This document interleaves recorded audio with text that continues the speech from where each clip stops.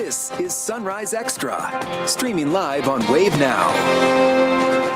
Well, don't put up those inflatables today because, as Tawana said, it's an alert day and it'll end up in your neighbor's yard. Yeah, because the temperature might feel fine right now, but as you step outside, that wind is really where it's going to get you. And the wind is getting stronger as we head into later on this morning. So that is why we have the alert day, and this is why we're focused in on that 9 a.m. to 3 p.m. time frame, because this is when we have the best opportunity to see some of those wind gusts between 35 and 45 miles per hour. Now, that means, yes, even more issues possible later on today as you are traveling, especially if you have a higher profile vehicle. Of course, the holiday displays could be at risk, and I've already seen a couple of some minor power outages in a few counties, so that is something else that we'll watch as the day goes along. Right now, seeing a wind gust of 31 miles per hour in Bardstown, same thing into the airport in Louisville. A lot of the region just talking about 20 to 30 mile per hour gusts right now. So more of those gusts between 30 and 40 miles per hour are possible through the late morning and into later on this afternoon. So just stay weather aware in that regard. And with the rain that is currently moving in, now taking over most of our southern Indiana counties, it is moderate to heavy rainfall at times, some lighter showers showing up in portions of Carroll County, Trimble County, and even down towards Franklin and Shelby counties. A little bit of drizzle showing up in portions of the metro as well, from the Highlands all the way over towards Crestwood. So for today, more of that rain taking over the region this morning, and then we'll see additional scattered showers lingering through the afternoon before that rain switches to snow later on tonight. Ladies. Thank you. We're following this developing story this morning. One student is dead, another fighting for their life after a shooting at Kentucky State University. It happened Tuesday afternoon. University's leader said it occurred near the Whitney M. Young Jr. Residence Hall located on campus. Wave News reporter Rob Wells is live at the Kentucky State University campus in Frankfort this morning. And Rob, we learned more about that suspect arrested in the case late last night. What have we learned? Yeah, and Olivia, police have identified the suspect as 48-year-old Jacob Bard. They stress that he is not a student here on the campus of Kentucky State University. We want to show you some video right now, which includes a new element, that being the mugshot of Baird, the suspect himself, that we want to show you. Police have not given a motive for that shooting. They say it happened about 3 o'clock yesterday afternoon. The name of the student that was killed in the case has not been released. At last update, police say that the other student shot remains in critical condition at this hour. This was finals week at the university. One student described the fear that he had when he saw the shooting scene unfold. Lobby and saw some dude laying on the lobby floor. People like taking care of him. They carried him out eventually to an ambulance. Then we saw paramedics giving CPR to the kid who died. And police say that the man arrested, Jacob Bard, is from Evansville, Indiana. He's charged with murder and a case of first-degree assault. The university is suspending all final exams and classes for the week. The students certainly being understandably upset over what happened yesterday. They're being allowed to go home early if they wish this week. Back to you. Well, Rob, what are university leaders doing right now to help those students who may be staying on campus right now? Yeah, that was a big consideration yesterday, Shannon. The students saying that they are providing emotional support from counselors and therapists here on campus, not only for the students, but also for the staff and all the visitors that were here during that horrible event. Let's send it back to you. Thank you. Emotional whiplash. That is what a JCPS parent is calling the back and forth over plans to close or consolidate several schools in the district. Now the district has postponed that decision and calling on more details from the superintendent. Superintendent Dr. Brian Yearwood initially said closing and consolidating schools was a difficult but necessary step to address the district's $188 million budget shortfall. He said the decision about which schools would be impacted was made after looking into the quality and capacity of facilities, including schools like Zachary Taylor Elementary and Liberty High School, which face closure. But late last week, school board members said they wanted to wait on making any big decisions after hearing feedback from the community. On Tuesday, they quickly voted to pause the plan. They're now requesting more details from Yearwood and his team, including logistical details, impact to students, and renovation plans.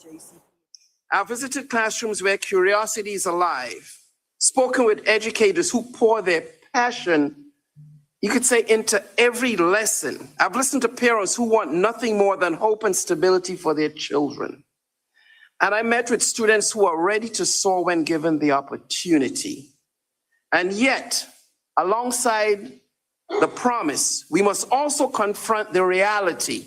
The reality is that we face serious challenges, both academic, operational, and financial. If these changes were to pass, they would cut about $4 million out of the JCPS budget, money the district says it desperately needs to deal with ongoing financial issues. But many parents we talk to are beginning to feel defeated, and the bad news for their kids just keeps coming. You get told this news and then you try to figure out what the next steps are, and then it's like, oh, okay, well, maybe we're not going to. And like a maybe is just really not good enough for me. These are children's lives. Dr. Yearwood is asked to give the board the updated information on or before December 23rd. The board is additionally requesting that all cuts that will be proposed at the next board meeting in January also be provided on the 23rd. A new safety alert this morning. Today, LMPD will release new details about its plan to cut down on car thefts and car break-ins in the city. Department leaders say they'll highlight how officers are using technology to track down car theft suspects. Some Republicans on Metro Council said they recently want to see LMPD do more to crack down on thefts. They've even proposed changing LMPD's pursuit policy to allow officers to chase more suspects. Critics of the proposed change, though, say increased chases could lead to more safety concerns. And this behind me is the LMPD crime map, and you see all of those green dots on there. Each of those green dots represents a car theft that has happened in just the past month. You can see this problem is impacting nearly every part of the city, but police say there are things you can do to prevent from becoming a victim. They recommend locking your doors. LMPD says half of reported thefts from cars involved a vehicle that was left unlocked. Police say also try to hide or remove any valuable items from your car, even your garage opener. They also recommend investing in an anti-theft device like a wheel lock. We do expect to get more information from police during that update at 11 o'clock today. We'll let you know what they say. Today, Louisville Congressman Morgan McGarvey is expected to reintroduce his bill to end no-knock police warrants. The Justice for Breonna Taylor Act would require officers to identify themselves and their purpose before serving a warrant. McGarvey says he plans to have Taylor's mother, Tamika Palmer, join him to present this bill in Washington, D.C. Officers at the scene where Taylor was killed in 2020 said they did announce themselves, but Taylor's boyfriend, who was there and shot at officers as they entered, says they did not. The woman charged with killing her son and dumping his body in his suitcase in southern Indiana is now facing charges in Louisville. Dejon Anderson faces counts of murder, manslaughter, criminal abuse, and abuse of a corpse. The body of her 5-year-old son, Cairo Jordan, was found in a suitcase in a wooded area of Washington County, Indiana in April of 2022. Anderson was arrested in California almost 2 years later. Police believe Anderson killed her son in a Louisville home before she and another woman, Dawn Coleman, put him in the suitcase and then dumped his body in Indiana. Anderson had previously asked to represent herself when the case was in the hands of a Washington County judge. That request was denied. Happening today, a sergeant could learn if he'll get to keep his job in Clark County. Sheriff Scotty Maples says he wants to fire Sergeant Thomas Higdon because deputies who work with Higdon claim they don't feel safe.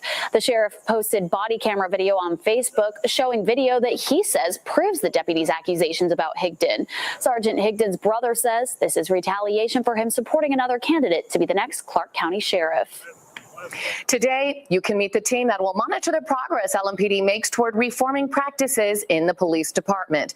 The organization called Effective Law Enforcement for All was chosen to oversee the progress in September. Tonight's meeting is from 6 to 8 at Passport by Molina Healthcare on West Broadway. People can ask questions and share ideas to help the police department make sure that they're living up to their mission of being what they call effective, respectful, restrained, and safe for the public and the police. A world leader in electronics manufacturing plans to assemble some consumer devices right here in Louisville. Foxconn Technology makes popular products like TVs, iPhones, Xboxes, and PlayStations. The company's plan is to spend $173 million on an advanced manufacturing facility employing 180 people. They're leasing space on Randy Coe Lane off Dixie Highway. They're expected to begin operations next summer. Foxconn is also expected to be bringing it with it some cutting-edge manufacturing technology. This is the beginning of a new era of advanced manufacturing in our country, and Louisville is leading the way. With this project, large-scale consumer electronic production returns to the United States in Louisville, with Foxconn's flagship factory of the future right here in Louisville. 7 years ago, Foxconn attracted national attention when it failed to deliver on the promise of thousands of new jobs at a plant in Wisconsin. Mayor Greenberg says he believes what happened in Wisconsin won't happen here, though, and he says the company is under new leadership since that situation. Coming up, experts are warning of an increase of scammers during the holiday season. You'll hear details and what else to be aware of for the holidays.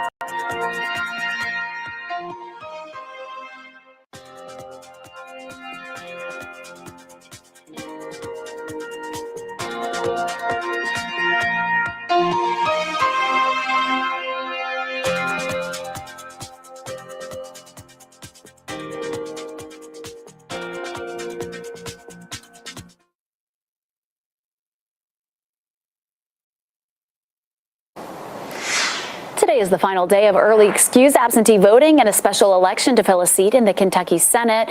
This is the Senate District 37, which includes portions of Southwest Louisville. The three candidates include Republican Calvin Leach, Democrat Gary Clemens, and Libertarian Wendy Higdon. Anyone with an excuse can go to the county clerk's office on East Liberty Street between 8:30 and 4:30. Non-excused early voting will be on Thursday, Friday, and Saturday, and Election Day is set for next Tuesday. The seat was left open when David Yates was appointed the new Jefferson County Clerk. If you need help paying your utilities this winter, the time to apply for Kentucky's Low-Income Home Energy Assistance Program is running out. The program helps eligible households with heating costs, including electric bills. Applications are accepted on a first-come, first-served basis. You can apply by visiting a local community action office, and more information can be found at ky.org.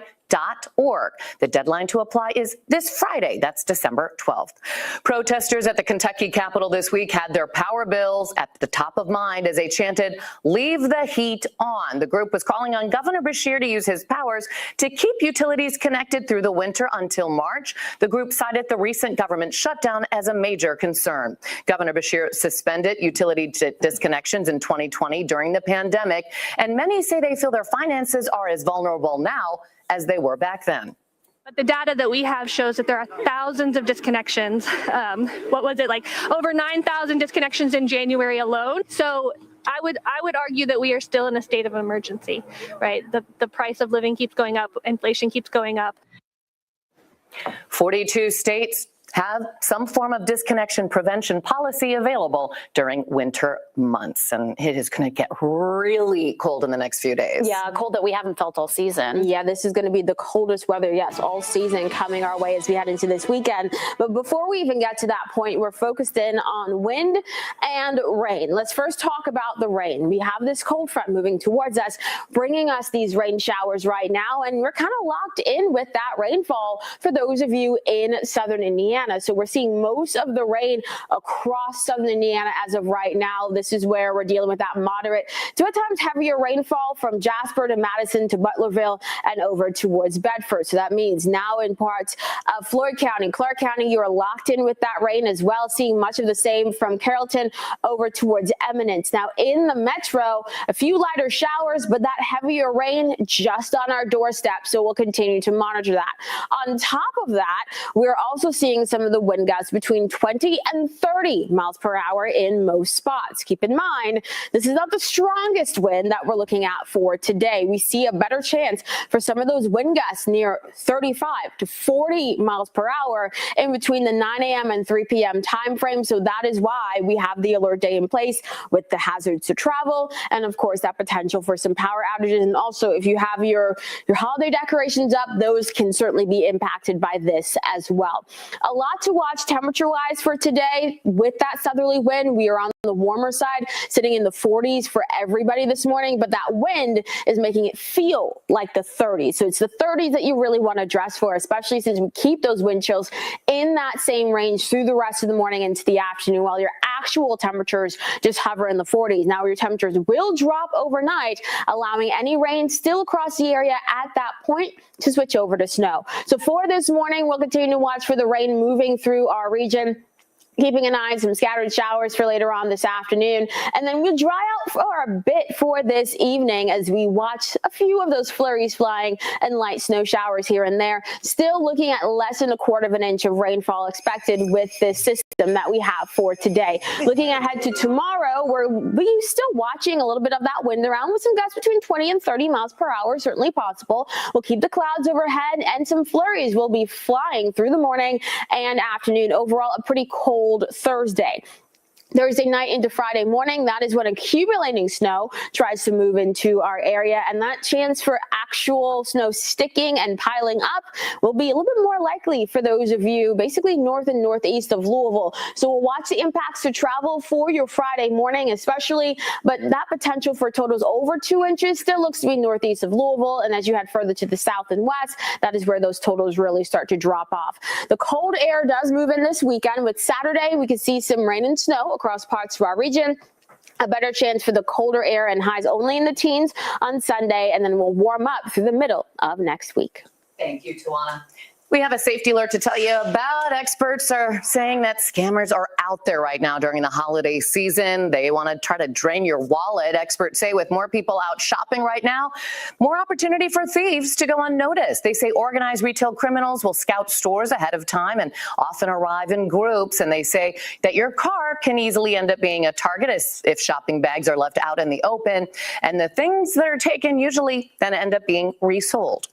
The vast majority of it is for resale through a fencing operation. Now, that could be as simple as a flea market or online, or go to a professional fence. And we've seen the product shipped across the nation. Experts also say watch out for those porch pirates. It's best if you place an order to have it delivered somewhere safe, or you can just pick up the item at the store. Still to come here on Sunrise Extra. No surprise to her fans here, Taylor Swift has once again dominated the music charts. Yeah, find out which of her albums secured the top spot for an incredible 5th year.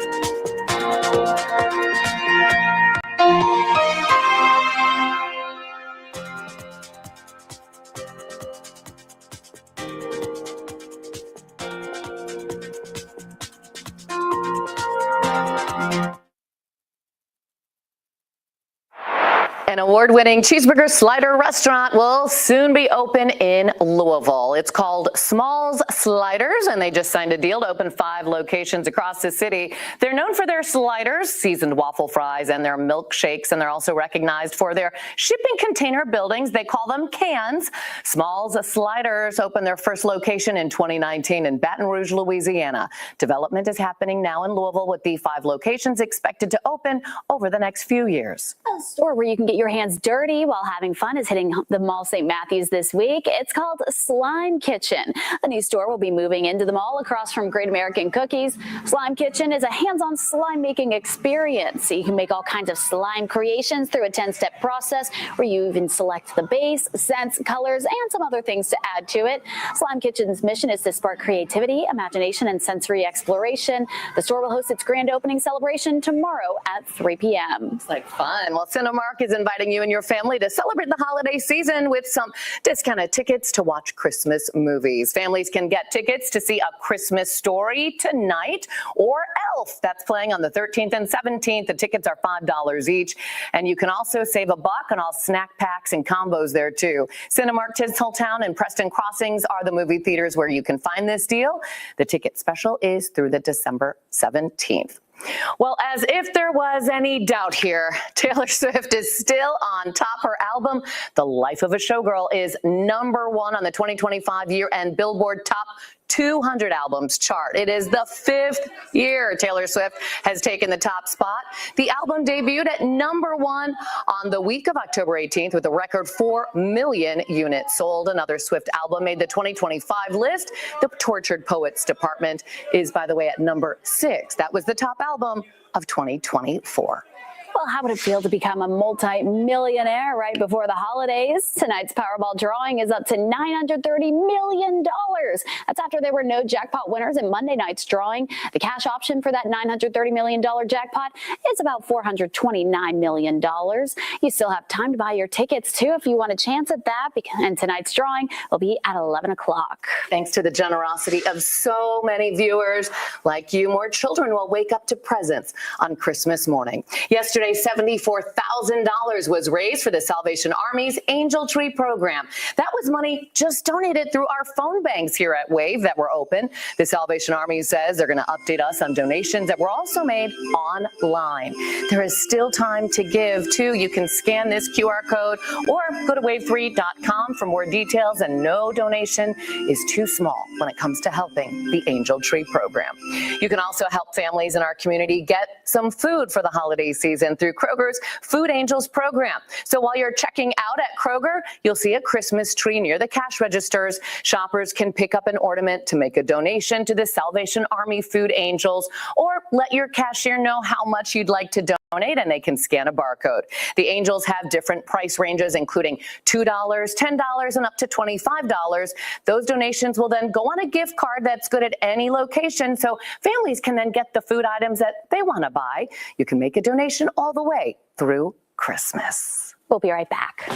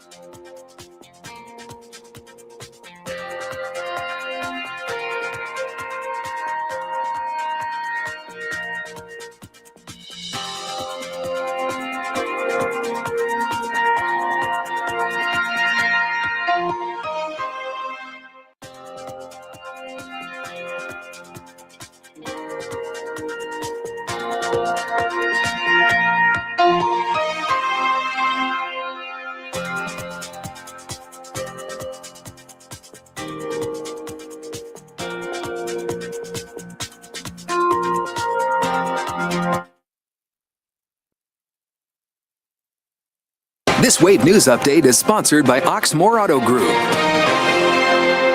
Good morning. I'm Shannon Kogan. Right now, police are searching for a motive after 2 Kentucky State universities were shot near a dorm. It happened Tuesday afternoon, and this man, 48-year-old Jacob Bard, is now under arrest, charged with murder and assault. Police say he shot the 2 students near the Whitney M. Young Jr. Residence Hall on campus. 1 student died, and the other student was in critical condition. University leaders say Bard is not a student there. He is from Evansville, Indiana. Police have not yet released the name of the student killed. Counseling is being offered to all students, faculty, and staff. KSU is suspending all classes, final exams, and campus activities for the remainder of the week. Here is meteorologist Tawana Andrew, and it's an alert day. We're going to have some intense winds today. Yeah, we're really going to be focused in on the wind as the day goes along, but we're still also watching that rain moving into our region. So it's locked in across southern Indiana right now, seeing some more of that rain pushing into portions of Carroll County south into Shelby and Franklin County, and some more of that rain in Meade and Breckenridge County in the metro, seeing some more of those showers now from Valley Station all the way towards Prospect and Linden.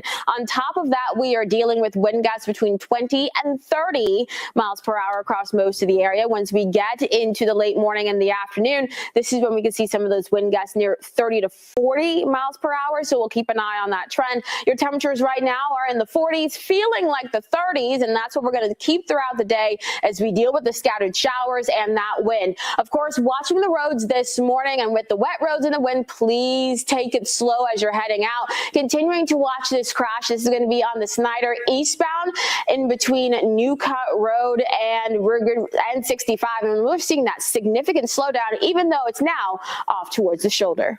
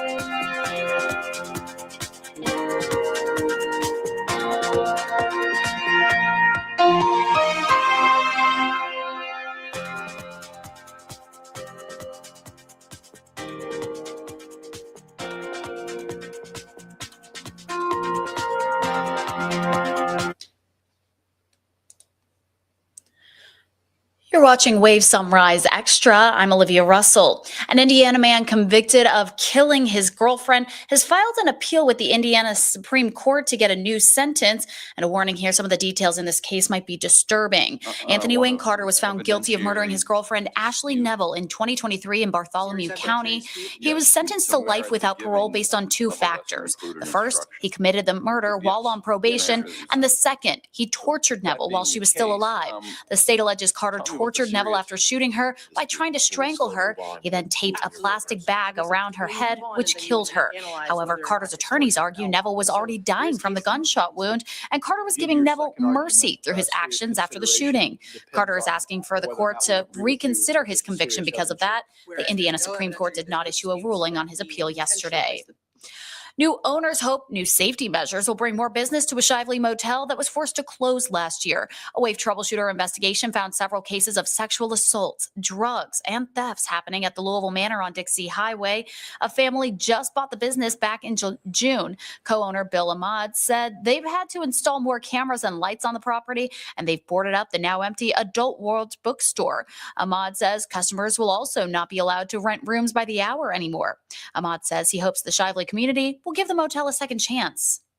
We're super excited about it, and we're not naive. Like, we understand that the reputation is there, so we don't expect to change public perception overnight. But all we can do is put our heads down, work hard, continue to improve, and we hope that the results, will speak for themselves. Motel owners say they also have working relationships with Metro Health and Wellness, Codes and Regulations, and Shively Police. A Shively police officer says the recent changes have been mutually beneficial for the community. The department has only answered 5 calls to come to the motel since it reopened, compared to the 200 incidents in 2024. We now know more about the state of housing in the Louisville area. The State of Metropolitan Housing Report includes important data on evictions, foreclosures, home ownership rates, homeless students, and more. Leaders say the report clearly shows Louisville and Jefferson County's growing need for affordable housing. The report explores how housing challenges are rooted in long-term structural imbalances between where people live, work, and where they can afford to live. Some things to pay attention to in this report include relationships between household formation and housing construction, Louisville's aging population and the slower growth of younger generations, creating a need for diverse types of housing focused on affordability, accessibility, diversity, and age friendliness. Leaders say tackling these issues will require coordinated policy reform and partnerships. A judge is ordering a man to not drive after Kentucky State Police say he led officers on a chase through Louisville while high. This is video of when the chase ended at Bardstown Road and Hikes Lane last Wednesday. Troopers tried to pull over Jonathan Galloway on I-65 for speeding, but they say instead he took off, driving 90 miles per hour down Bardstown Road and swerving into oncoming traffic. During the chase, Galloway hit at least 3 cars and nearly ran over construction workers. Police later wrote Galloway and his car smelled like marijuana, and they found drugs inside the vehicle. Galloway's charges include DUI and wanton endangerment. The judge set his bond at $500,000 and ordered him not to drive. He's expected back in court on December 17th. Keep an eye out on the roads today, as your morning and afternoon drives might be impacted by lane and ramp closures on the Watterson Expressway. The right lane of the Watterson will be closed from Brownsboro Road to the Watterson and the I-71 interchange. That closure starts at 9 o'clock. The Brownsboro Road exit will be closed during that work, so you can take a detour on I-71 to the Zorn Avenue exit. Then you can drive your way over to Brownsboro Road. Crews hope to have everything reopened by 3 o'clock. Crews will be doing work on the pavement patching on the roads as part of that $130 million widening project. Kentucky is on pace for its safest year on the roads in more than a decade. With 3 weeks left in 2025, the Kentucky Transportation Cabinet has reported so far only 608 people have been killed in crashes. That's compared to the past decade, where deaths were mostly in the 700s. Reporter Madison Porter has more on the data and how law enforcement says those numbers have lowered even further. As of Friday, 608 people have died in collisions on Kentucky roads, according to the Transportation Cabinet. Their data shows that's the lowest death toll at this point in any year since at least 2000. The past decade has seen deaths mostly in the 700s. If the trend holds, 2025 could have the fewest deaths since 2013, when 638 people died. While the total number of fatal collisions across the state are down, the Jessamine County Sheriff says there's still work that needs to be done when it comes to traffic enforcement to further decrease those numbers. That's one area that Kentucky can improve on is their seatbelt usage. We're still behind the national average. State data shows nearly half of this year's victims weren't buckled up. Wearing a seatbelt became a law in Kentucky in 2006. Sheriff Grimes believes we would see less roadway deaths if everyone followed that law. How many of those might have survived had they just went ahead and put that seatbelt on? The chances of you surviving that are hugely increased just by that by a simple click. The Jessamine County Sheriff's Department has ramped up patrols, education campaigns, and partnerships with other agencies. Deputies focus on high-risk areas, and Sheriff Grimes says they won't let up even as numbers improve. Just because they go down doesn't mean we slow down or we don't continue to keep doing the same things that we do. In Jessamine County, Madison Porter, WKYT. We'll be right back in 2 minutes with some national headlines.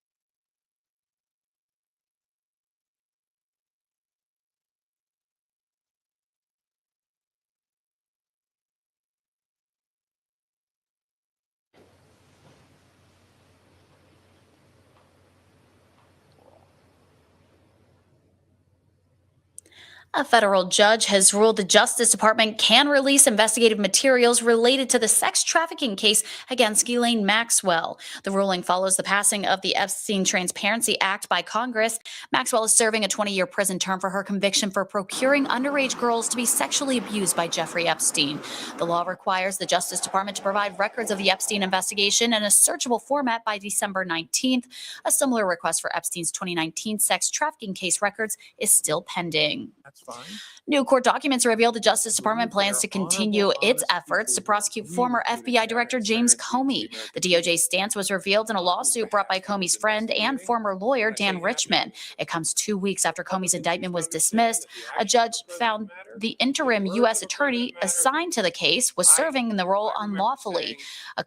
Comey was accused of lying to Congress in testimony 5 years ago. He pleaded not guilty and has denied any wrongdoing. The U.S. Supreme Court is considering a case that could remove a cap on how much political parties can spend in coordination with other candidates. The case was filed in 2022 by then Senate candidate and now Vice President J.D. Vance. House and Senate Republicans seem to be on board with this one. Supporters say the limits are inconsistent with the Supreme Court's campaign finance doctrine. Democratic groups and campaign finance experts say removing the caps would create a loophole around the amount donors can give to federal candidates.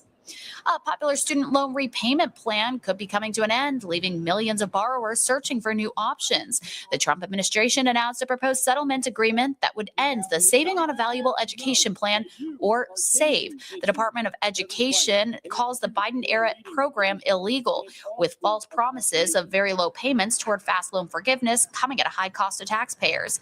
If approved, the Education Department said no one else will be enrolled in the program, and those with SAVE accounts will be moved into other plans. For some, winter means holiday cheer, but for others, that cold weather can often bring feelings of precursors to mental health issues. Doctors say seasonal affective disorder, or SAD as it's abbreviated, is similar to depression. It's seen more in the fall and winter when we have shorter days without as much sunlight. Many people can feel down because they're not able to do the daily things they would in the warmer months. And doctors say it's always okay to reach out for help if you're struggling. It's okay to reach out. A lot of people are hesitant to be open to discuss those type of feelings, but I think it's important for people to know that it is okay to reach out for help and that we all have moments of struggle. Doctors also say there are plenty of treatment options for therapy or medical management. And if those are too intimidating, doctors say getting fresh air, sunshine when you can, and maintaining other healthy habits can help out. Well, it's been a debate with cell phone use, especially in the age of technology that we're in these days. So many school districts and even states like Kentucky have laws and rules limiting cell phone use in the classroom. Some school administrators think the habit is harmful enough that they've even banned phones in schools. Australia, though, is taking restrictions to a new level. Amy Kiley reports on what experts say American parents can learn from the country. We do know that kids need limits. Today, Australia is banning children under 16 from using social media. The new law is the first of its kind in the world. We're all addicted to these things. It applies to Instagram, Facebook, Threads, Snapchat, YouTube, TikTok, Kik, Reddit, Twitch, and X. The tech industry disagrees that the ban makes kids safer, but the companies say they will implement it with age verification technology. Critics argue the law hurts democracy and free speech. Taking away how we communicate to the world, this is how we do it. It's the modern day. It's social media. For U.S. parents, some experts see it as an opportunity. They say talking to kids about social media is important and say the ban could be a conversation starter. It's about helping teenagers find self-regulation, find balance, use social media appropriately. Experts say parents should remember social media has both pros and cons. For some young people, it's an important way to feel connected. But we know that excessive use of social media can be very bad for your mental health. And we know that people that are at risk for anxiety and depression, that social media can contribute to this. Some critics of social media companies say the ban should be a wake-up call. The inability in our country to regulate and do something about it has led other countries to say, these are mostly American, U.S. companies. That's enough of this. I'm Amy Kiley reporting. We're going to take a quick break. We'll be right back in 2 minutes with some headlines in sports.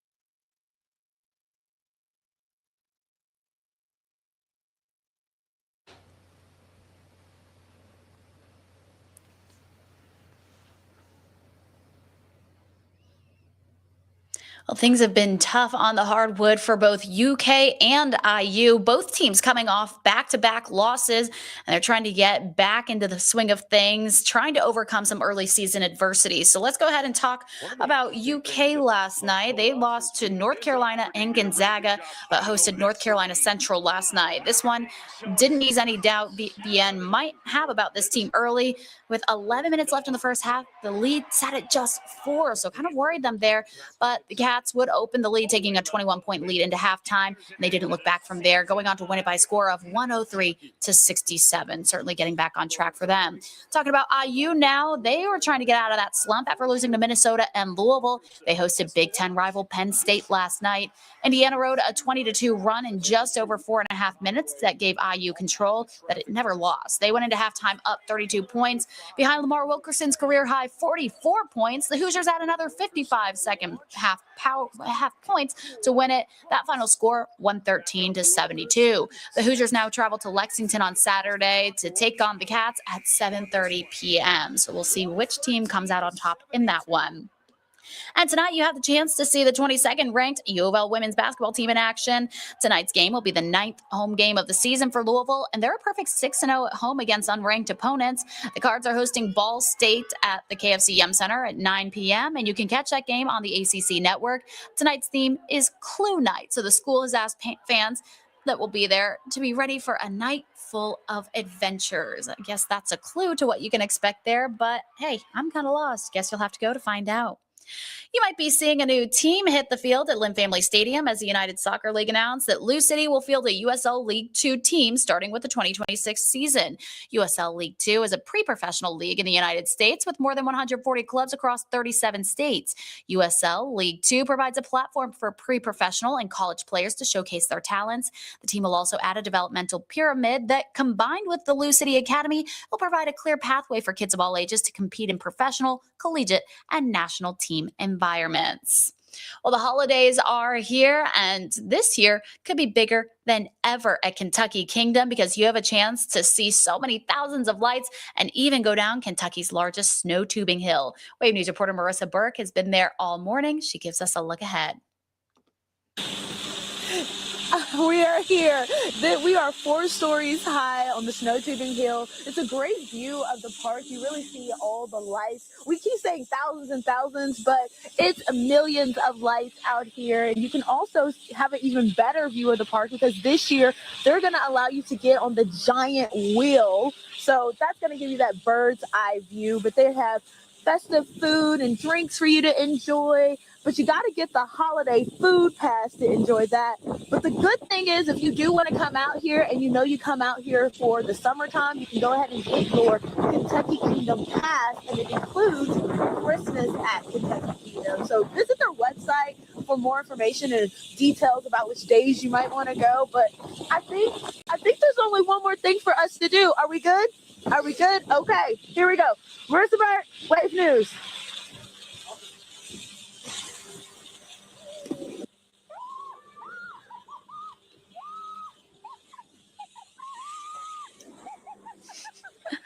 And that thing looks like it is so fast. Sounds like a blast. The holiday celebration runs on select days through January 3rd, and tickets are $20. And awe-inspiring acrobatics, gravity-defying aerial feats, and beloved holiday music to tie it all together. It's all promised at the Cirque Musica Holiday Wonderland coming to Louisville this Friday. The show is taking place at the Louisville Palace, blending holiday music and circus acts that Cirque performers are known all over the world for. They've been performing the Holiday Wonderland since November, and they travel to a new city each night. We got the chance to interview the singer-dancer who's playing a snow fairy in the show. She says the show is perfect for holiday getaways with the family. I think this show is perfect for families and to just really get out of their world for a couple hours and just enjoy something super special. I think that's the best thing about live theater or live performances is it makes you forget about whatever is going on in your life and you just get to enjoy something for a couple hours. And you can buy tickets for Friday's show online, but a heads up, they are selling fast. Performers say they won't get to spend much time in Louisville after the performance because they are back on the road for a show in California the very next day, where I'm sure they will see much warmer weather than what we're seeing here in Louisville. So please keep up with our wave storm tracking team. Again, today is an alert day, so you want to keep up with that, plus the chance of snow later this week. Certainly something you want to have the Wave Weather app downloaded for. Thanks so much for joining us. I hope you have a great Wednesday.